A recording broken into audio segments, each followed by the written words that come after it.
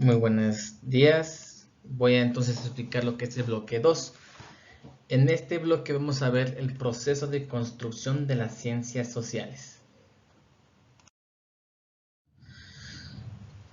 A manera de introducción, vamos a ver que las ciencias sociales surgen para explicar y resolver los problemas de la expansión de la modernidad, es decir, del capitalismo. Más adelante vamos a revisar cómo es que surge el capitalismo y qué impacto tiene. Es a partir de los nuevos temas de la teología, la filosofía y el viejo conocimiento que surge la necesidad de construir un nuevo conocimiento de la economía, la sociedad, la política y la cultura, y que será el objeto de estudio de las ciencias sociales. Acordémonos que justamente antes de lo que, vamos a revisar lo que primero la ilustración, pero antes de esto dominaba lo que era en la Edad Media el sistema feudal y por ende lo que era el conocimiento de tipo religioso, en particular de la religión católica. Y justamente los enfoques de conocimiento pues eran la teología y la filosofía principal, la filosofía cristiana. Entonces, conforme se acaba la primera era de la Edad Media, empieza justamente una nueva forma de empezar a conocer, ¿no? Y la economía, la sociedad, la política y la cultura son justamente lo que se va a estudiar en las ciencias sociales. Muy bien, vamos a empezar con la revolución científica. Se habla de revolución científica porque empieza a haber una verdadera revolución en el pensamiento, es decir, se cambia la forma de pensar, con eso se cambia la forma de ver lo que es la naturaleza y la sociedad.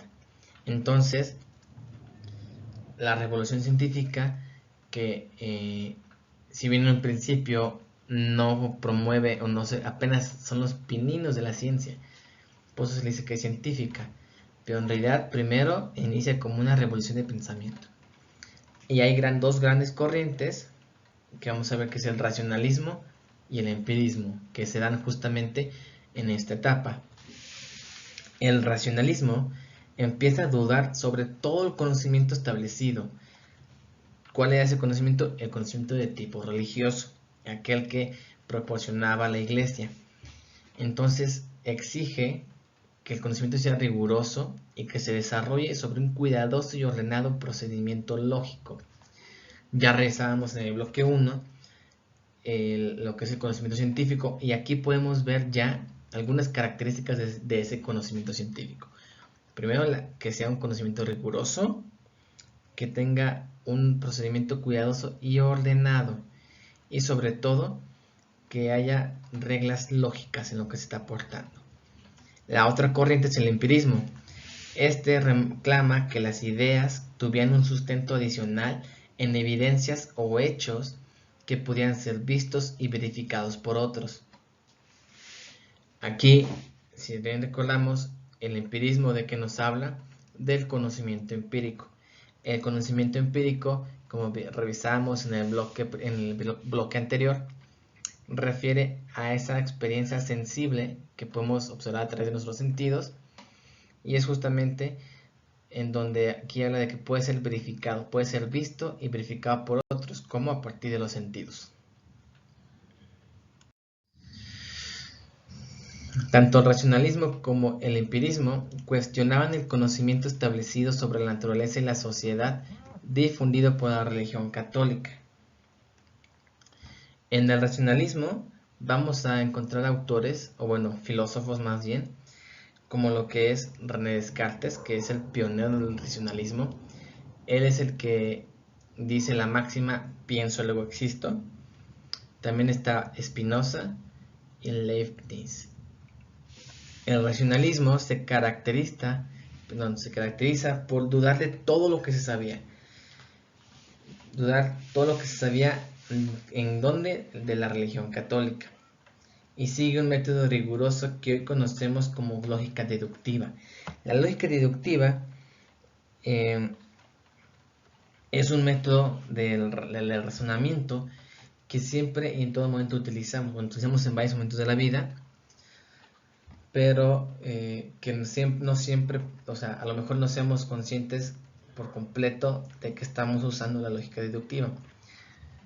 Un ejemplo burdo es decir que, por ejemplo, si yo estoy en mi casa y oigo que en la noche pasa, por ejemplo, el panadero con el pan,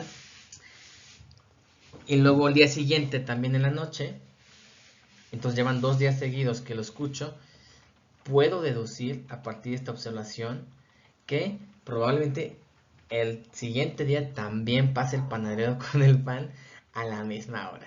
Este es un pensamiento deductivo. Muy bien. ¿Qué características tiene el racionalismo? Primero, define al ser humano como un sujeto que razona y es capaz de conocer por sí mismo. Como seres racionales que somos, entonces a partir del procedimiento lógico de nuestros pensamientos que podemos conocer, ¿no? Por nuestra cuenta. Este conocimiento es producto de la razón. Como les decía, sigue reglas lógicas.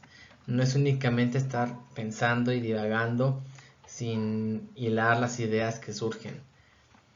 No requería los hechos, solo observar que hubiese coherencia en las ideas.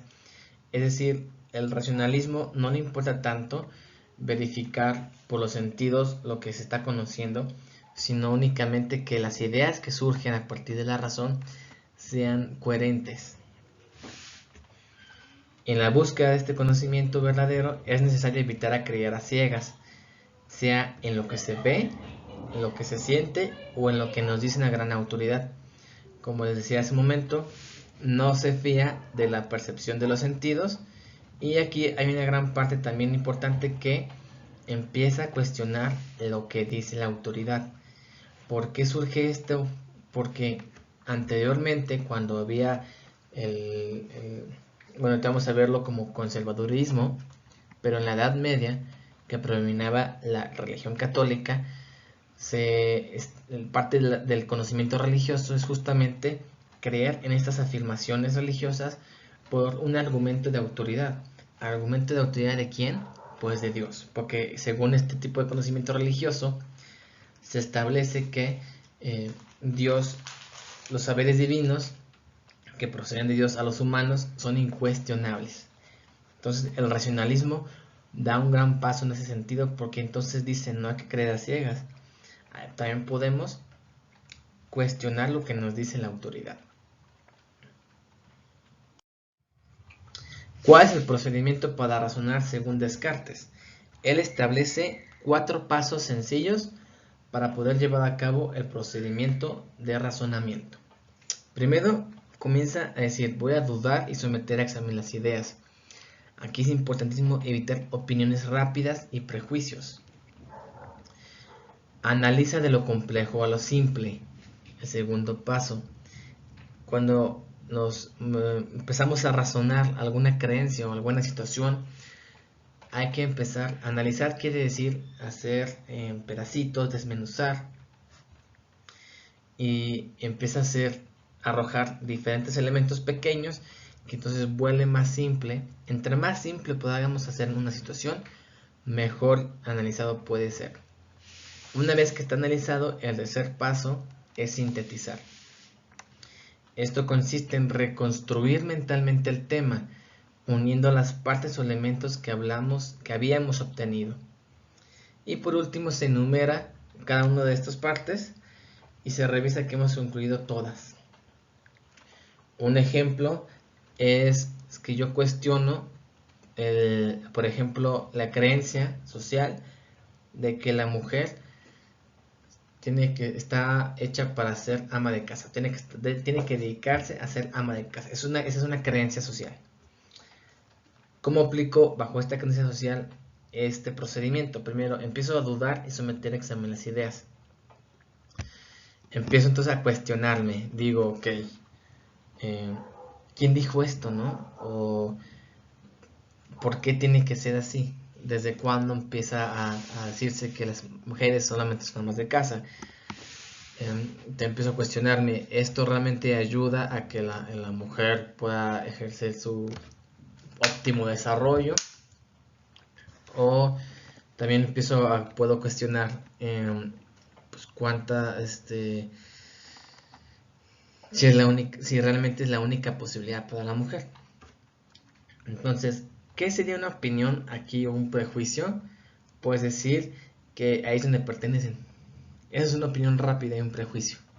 Entonces, más bien, más que dar una respuesta rápida, que usualmente es un prejuicio, se empieza a poner a dudar y a examinar las ideas. Ahora vamos a analizar. Tenemos muchas ideas al aire, entonces vamos a analizar esta idea. Yo voy a agarrar el elemento de, voy a cuestionar cuántas mujeres yo conozco que se dedican a ser amas de casa. ¿Cuántas? Voy a cuestionarme, entonces bueno, en este primer elemento de cuántas mujeres, supongamos que yo conozco 5 mujeres, observo a 5 mujeres y supongo 3 de ellas, una más de casa y 2 profesionistas que se dedican a su profesión. Entonces ya empiezo a analizar, ok, entonces ya con esta primera análisis de observar 5 mujeres distintas, puedo decir, bueno, ya hay más de una posibilidad. Ahora voy a agregar otro elemento de análisis. Voy a agregar el elemento de la familia. Bueno, del matrimonio. Del matrimonio. Si observo estas mismas 5 mujeres, a lo mejor puedo observar que 4 de ellas están casadas y una no. Esta última que no está casada es profesionista. Entonces digo, ok, allá veo más elementos. Aparte de la ocupación de ama de casa o profesionista, puedo entonces encontrar el matrimonio. Luego puedo analizar otro elemento, como el de los hijos. ¿Cuántas de estas 5 mujeres que yo estoy observando tienen hijos? Entonces puedo observar que a lo mejor 2 que son amas de casa tienen hijos, una que es ama de casa no tiene hijos, pero sí está casada, una profesionista está casada y con hijos, y la otra no profesionista no tiene ni hijos ni está casada. Entonces ya tengo 3 elementos que analicé. Voy a sintetizar, entonces voy a reconstruir mentalmente el tema, una de las partes que agarré del matrimonio, los hijos y la ocupación. Entonces puedo decir con todo lo que revisé y analicé y enumerarlos, que es lo que hice, digo, ok, si hay amas de casa que están casadas y tienen hijos, y hay amas de casa que están casadas y sin hijos, y hay amas de casa que no están ni casadas y ni con hijos, y ahora hay mujeres también que son profesionistas y tienen hijos, y hay profesionistas mujeres que no están casadas ni tienen hijos, entonces puedo concluir que la mujer entonces no se limita únicamente a ser ama de casa. Entonces, aquí en esta última parte no se escribe lo que es la conclusión, porque al momento de sintetizar y enumerar, arroja naturalmente una conclusión. Y esta conclusión puede ser una pregunta también, no necesariamente una afirmación. Entonces, de este razonamiento que yo hago de la creencia de las mujeres como amas de casa, puedo concluir que entonces no es la única posibilidad para la mujer. Vamos ahora al empirismo que hablamos hace rato. ¿Qué filósofos sobresalen? Está Hobbes, Locke y Hume. Exigen ellos que las ideas fueran producto de la experiencia de las personas, por lo que se deja de tener evidencias y hechos que las respalden. Aquí encontramos otra característica de lo que es la ciencia en la actualidad, porque ¿qué hace la ciencia para verificar su conocimiento? Somete a pruebas y experimentos, observación y experimentos. ¿Cómo? Con evidencias y hechos que respalden lo que están afirmando.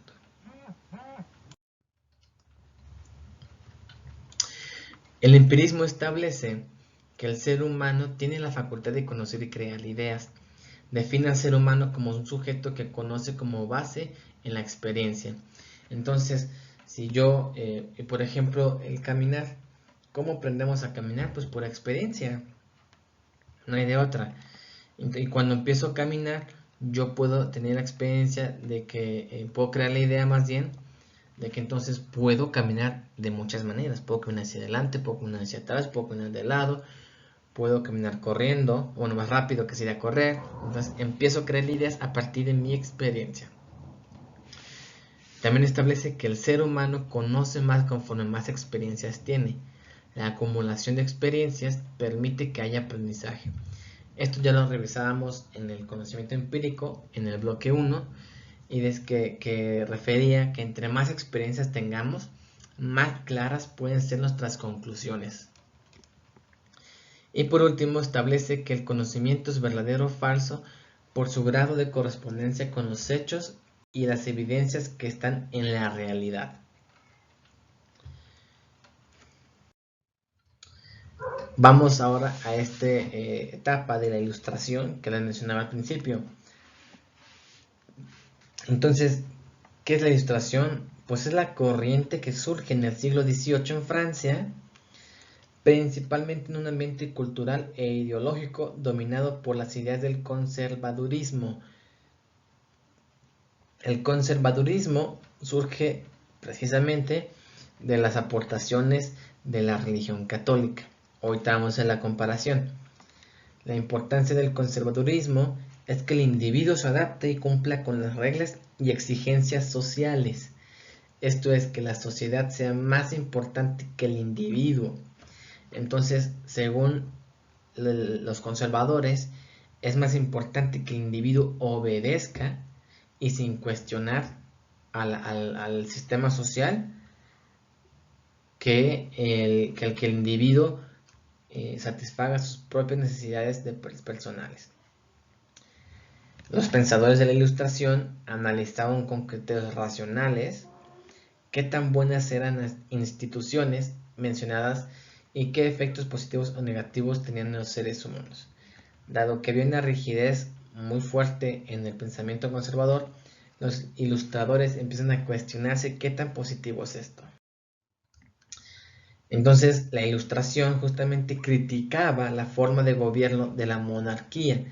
La monarquía era la forma de gobierno durante la Edad Media, que eran los señores feudales que gobernaban de una manera muy autoritaria y ejercían el poder, pero de manera exacerbada. O sea, es decir, ellos, todo el poder se concentraba en ellos. Lo que decía el monarca era ley.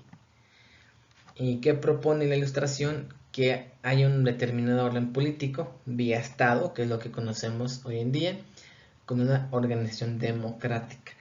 De esta manera, lo que hace la Ilustración es buscar equilibrar el poder. ¿Cómo lo equilibra? Con la democracia. ¿Y qué es la democracia? Darle el poder al pueblo.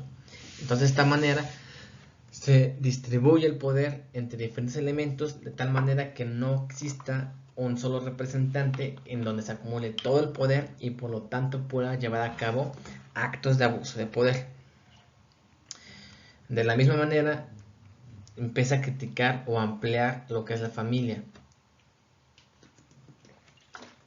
La familia, en aquel tiempo de la Edad Media, se observaba un tipo de familia tradicional patriarcal. Es decir, mamá, papá e hijos, donde el poder de la familia se centraba única y exclusivamente sobre la figura del padre. Cuando la Ilustración investiga un poco de esto, dice, no, vamos a distribuir también aquí el poder. Entonces, ¿qué es lo que hace? También aporta o dice, hay que darle poder también a la mujer, a la esposa y a la mamá. Entonces, y es lo que vemos actualmente. Actualmente, ya tanto mamá como papá tienen igualdad de poder para ejercer dentro de la familia. Incluso, derivado de esto, surge una nueva problemática que también es muy común hoy en día, en que los padres no se ponen de acuerdo en cómo educar a los hijos. ¿Por qué? Porque ya están en igualdad de poder, ya está distribuido. Y más bien surge un nuevo problema que es ponerse de acuerdo. Entonces, ¿qué propone la Ilustración? Pues investigar el origen de la familia, exactamente cuáles son las funciones sociales, cuántas formas de familia existen en la historia de la vida humana y en qué contextos sociales, geográficos y culturales se han desarrollado. Aquí vamos a ver un poco la diferencia entre conservadurismo e ilustración. Las instituciones en las que participamos, costumbres, religión, autoridad, monarquía, familia, etc., son creaciones de Dios. Y por lo tanto, como Dios todo lo crea como algo bueno, como algo perfecto, entonces así se tiene que quedar. En cambio, la ilustración dice que estas son producto de la actividad e interacción entre los mismos seres humanos. Es decir, las comunidades las creamos nosotros, la familia las creamos nosotros, la iglesia incluso las creamos nosotros. Entonces, esto es uno de las principales premisas que surge también en las ciencias sociales. Las ciencias sociales afirman que el ser humano, cuando se junta, cuando se agrupa, empieza a crear su realidad. Otra característica del conservadurismo es que sin estas instituciones no podríamos tener bases para la convivencia y la integración humana. Por ejemplo, antes se daba mucho que la forma de convivir y de integrarnos era a partir de ir al templo, escuchar al sacerdote, el sacerdote celebraba la misa y ese era el espacio de encuentro social. Y dependíamos de ese espacio para poder tener esta convivencia. La ilustración dice que esto más bien nos ayuda a vivir mejor, pero no es indispensable. Nos permite ser parte integrante de la sociedad y se va experimentando y perfeccionando. Un ejemplo muy claro es la escuela. La escuela ayuda a las personas a vivir mejor, en tanto que les da herramientas, les da recursos para enfrentarse a la vida y les permite ser partes integrantes de la sociedad y se va perfeccionando y experimentando. El conservadurismo dice, las instituciones no deberían ser juzgadas por el pensamiento humano, ni ser analizadas ni criticadas, aun si se observan defectos en ellas. Recordemos que viene de la idea de Dios, y Dios, la afirmación del saber divino, era incuestionable. En cambio, la ilustración dice, las instituciones deben ser analizadas con rigor científico, para saber su origen, funcionamiento y actual forma de desarrollo, a fin de saber si cuentan con una forma que siga ayudando a tener un mejor mundo social, o bien si causan efectos negativos sobre las personas. El conservadurismo dice que las instituciones no podían ser modificadas o reformadas guiándose por supuestas ideas innovadoras, o sea, era un sistema rígido, no permitía retroalimentación. En cambio, la ilustración propone formas para modificar y reformar las instituciones, guiándose por la razón y por el análisis. Ahora, ¿qué influencia tiene la ilustración sobre las ciencias sociales? Que es algo que nos concierne en este tema. Primero, entender que el mundo social, político y cultural no era producto de la creación divina, sino de la necesidad y la acción humana. Es decir, las personas en sociedad creamos nuestra política, nuestra cultura y nuestro mundo social. Eso es las ciencias sociales.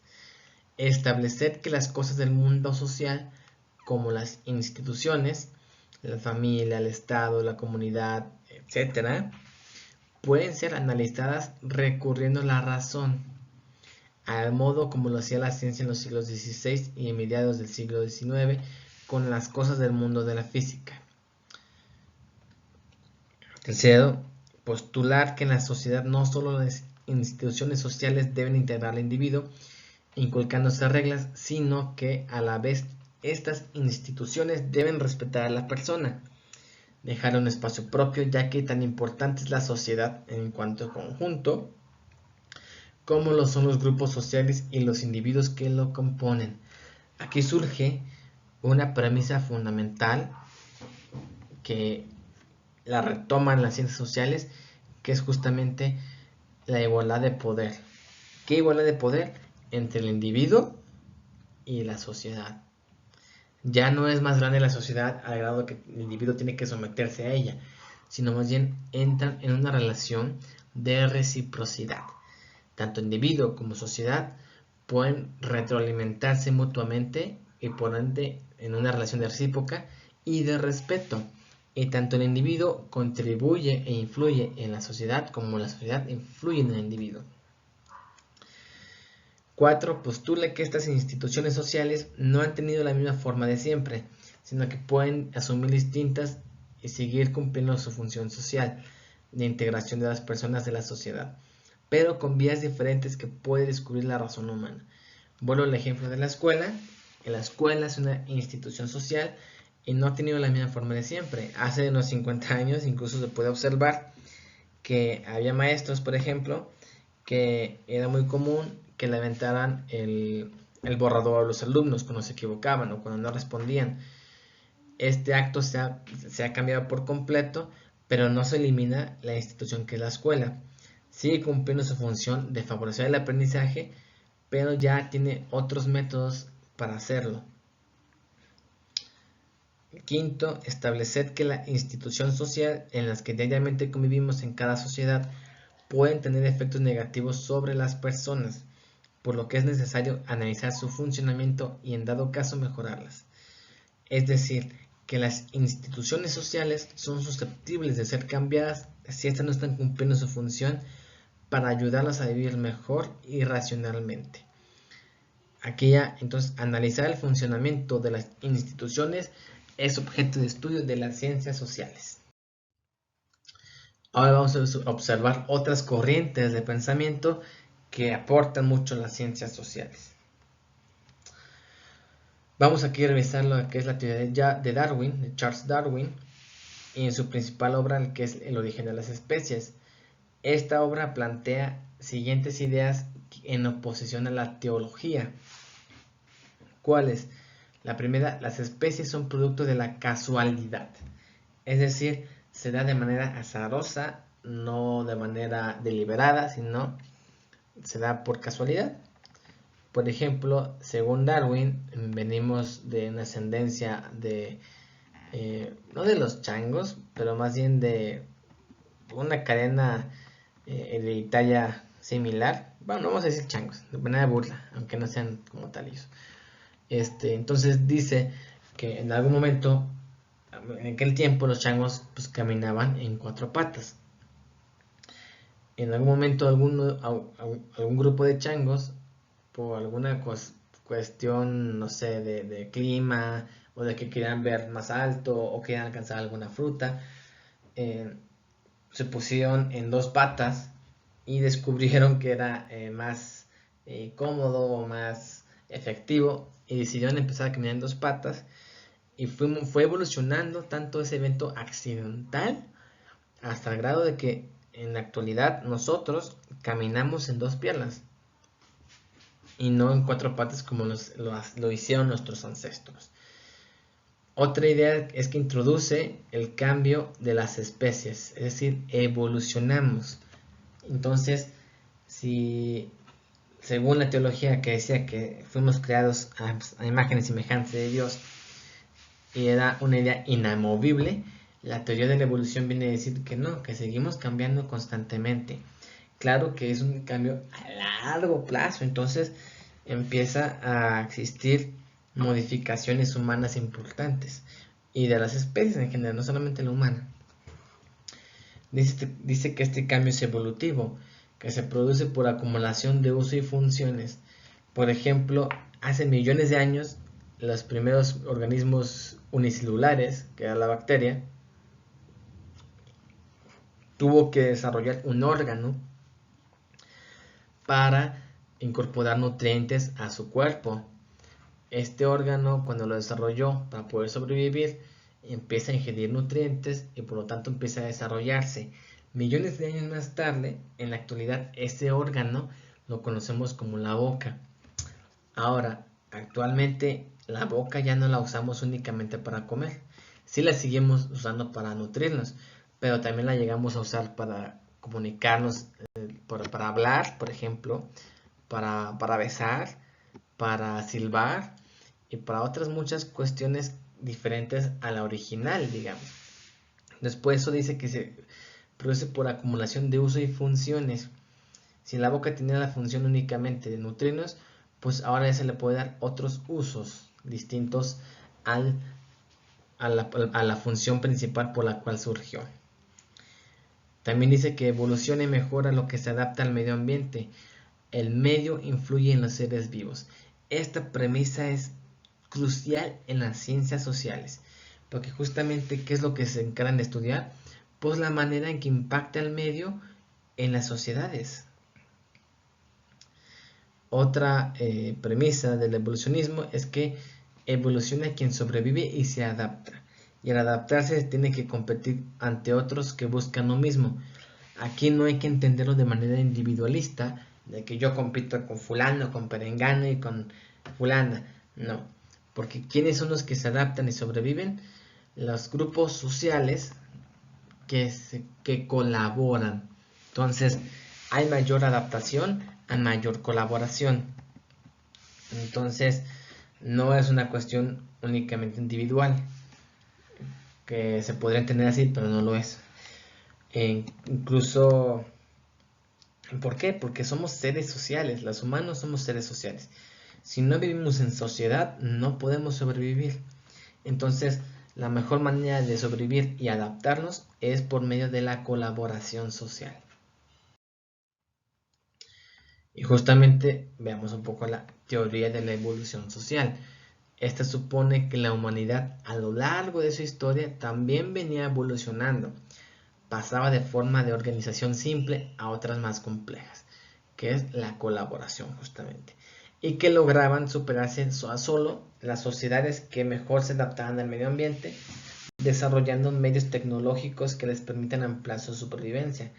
¿Cómo se desarrollan estos medios tecnológicos? Pues por medio de la colaboración. Ahora veamos uno de los fenómenos históricos más importantes que hasta nuestros días ha sido objeto de estudio de las ciencias sociales. Entonces, la necesidad de la revolución industrial surge cuando el taller manufacturero requiere nuevas formas de energía y nuevos medios de trabajo, y del uso de la maquinaria hasta convertirse en fábricas industriales. Ante la falta de nuevas tecnologías y de otras fuentes de energía, opta el comerciante por cambiar la forma del trabajo integral del artesano. Antes el comercio se daba únicamente a través de los artesanos. Con el surgimiento de la revolución industrial, los comerciantes renuevan y hacen toda una revolución en este campo. Entonces, ¿qué impacto tuvo la revolución industrial? Primero, se divide el trabajo de los artesanos. Esto es, dividen las tareas para que ellos se especialicen en ellas. El artesano se convierte en un trabajador asalariado y el comerciante dispone de cambiar las rutinas del trabajo y las especializa, lo que lo convierte en un industrial. Se innovan técnicas y fuentes de energía que mueven las herramientas. Aquí surgen las máquinas. Se transforma al taller manufacturero que dan los artesanos en una fábrica donde se cambia el artesano por el trabajador asalariado y el trabajo integral por otro especializado, con nuevas herramientas y tecnologías también especializadas. Entonces, si el artesano hacía toda una pieza pues, artesanal, valga la redundancia, y esta pieza involucraba diferentes actividades, lo que hace la revolución industrial es que divide las actividades entre diferentes personas, de tal manera que sea más efectivo y más rápido. Entonces, la revolución industrial fue resultado de la expansión del capitalismo. El capitalismo justamente surge a partir de los comerciantes que buscan nuevas formas de hacer negocios. Surge un nuevo mundo social, moderno y capitalista, que tenía una forma de funcionamiento con problemas sociales nunca antes vistos. Ahorita vamos a revisar cuáles son. Se transitó de una sociedad rural y agrícola, de una sociedad del campo, con pausados ritmos de desarrollo, a otra del tipo urbano, industrial y comercial, de una intensa actividad humana en todos los campos. Ahora, ¿qué onda con el capitalismo, no? Porque mencionábamos que esa fue una de las consecuencias de la revolución industrial. Pues, ¿qué cambios podemos ver en el capitalismo? Pues justamente la transformación paulatina del sector rural. Es decir, pasa del campo a la ciudad. Entonces, ¿qué pasa aquí? la introducción de nuevas formas de cultivo y tecnologías en el campo, empiezan a usarse máquinas en la agricultura y en la ganadería. Se sustituye del pequeño propietario por el gran hacendado. Es decir, los campesinos que antes eran dueños de la tierra que trabajaban, pasa entonces a la propiedad privada y alguien que tuviera el capital suficiente, o sea, es decir, el dinero suficiente, podría comprar la propiedad del campo, entonces se vuelve un gran hacendado.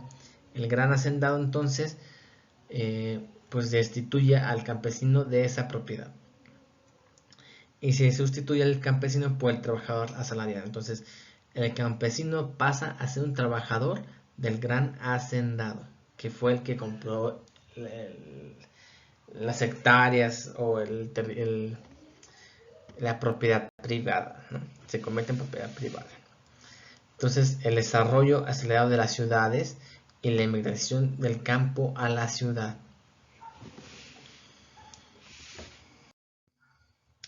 Se dio paso de la comunidad como organización social central del feudalismo a la ciudad, que es la organización social característica del capitalismo. En las ciudades, el estilo de vida fraternal cambió por el cálculo egoísta, donde las personas apenas se conocen, compiten entre sí por un puesto de trabajo y por un sueldo. Entonces, aquí es donde empiezan a ver los problemas sociales nunca antes vistos. En una sociedad dentro de la ciudad, entonces es imposible conocer a toda la comunidad. Ya no se destruye la idea de comunidad y pasa más bien a ser una sociedad civil, es decir, una ciudad donde pues una persona no conoce a todas las personas de la ciudad y por el contrario tiene que competir para sobrevivir. Esto genera problemas de integración social. Por lo tanto, pues justamente cada quien vela por su propio santo, que es algo que sigue ocurriendo actualmente. Y aparecen problemas individuales y sociales, tales como pérdida de raíces, identidad, desorden moral, soledad, aislamiento voluntario. Ocurre el aumento de violencia, el suicidio, trastornos mentales, etc. Ahora vamos a ver la Revolución Francesa de 1789. ¿Qué hace esto? Crea nuevos modelos de pensar en la sociedad, de organizar grupos por ideologías, de luchar por el poder y hasta la posibilidad de ser desplazado del mismo a otro grupo. La importancia de los clubes y partidos políticos surge con esa revolución. En el siglo XX, estas organizaciones ya serían dedicadas profesionalmente al ejercicio de la representación política y la conquista del poder.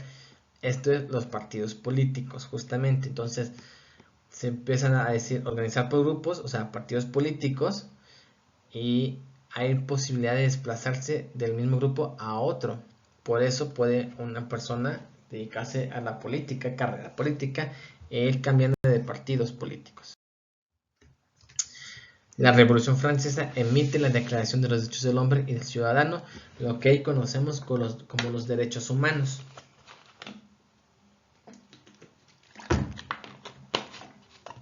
Demuestra también cómo el poder del rey era finalmente producto de la voluntad de los hombres. Estableció que las leyes ya no son producto de la voluntad divina, sino como estipula la misma Declaración de los Derechos del Hombre. Y mostró que los cargos públicos no son hereditarios ni provienen por designios divinos, sino que todos los individuos son aptos para ellos. Entonces, en lugar de que el monarca le pase la herencia de poder a su hijo, cualquier persona puede acceder a través de una carrera política e integrarse a un partido político, llegar a ese cargo público. Limitó el poder y las funciones de la Iglesia. La Revolución Francesa separa justamente al Estado de la Iglesia, porque anteriormente la Iglesia se encargaba de tomar las decisiones del Estado, y lo que hace la Revolución Francesa es que la separa. Postula que la educación debe ser laica, es decir, independiente de cualquier ideología religiosa. Estableció que la familia tradicional debía ser modificada y criticó la forma patriarcal de la autoridad en la familia. lo que les decía hace momento, de que el poder se centra únicamente en el padre y él podría ejercer maltrato, violencia o hasta abuso, y como el padre tiene la autoridad para poder hacerlo, el Estado lo respaldaba. Entonces, más bien, que la Revolución Francesa empieza a cambiar esto. Entonces, y la nueva legislación establece que la familia debe guiarse por los principios de igualdad. Entonces, tanto mamá y papá son iguales y tienen la misma distribución de poder. Ahí está la fraternidad y el respeto a los derechos individuales de sus integrantes. Entonces, todos los elementos de la familia pasan a ser parte valiosa del sistema familiar. Reorganizó la división territorial de los pueblos al separar municipios y estados o provincias del poder político, y modificó el papel del Estado al crear las primeras burocracias y centralizarlas en la capital federal de la nueva división política y territorial. Cosas que seguimos viendo hasta ahora. Entonces, la Revolución Francesa trajo consigo la separación de municipios y estados, y con esta también surge la burocracia. Y con la burocracia pues también surge exactamente lo que pues todos los trámites y los papeles, documentos que nos piden, como el acta de nacimiento, como la identificación oficial, certificados de educación básica, CURP, etc. Y por último, reorganiza las ciudades al crear en su interior delegaciones y al organizar por calles rectangulares y domicilios con número en las casas de los ciudadanos como partes de tales delegaciones territoriales que sustituirían a las tradicionales barrios o de las comunidades o pueblos. Muy bien, entonces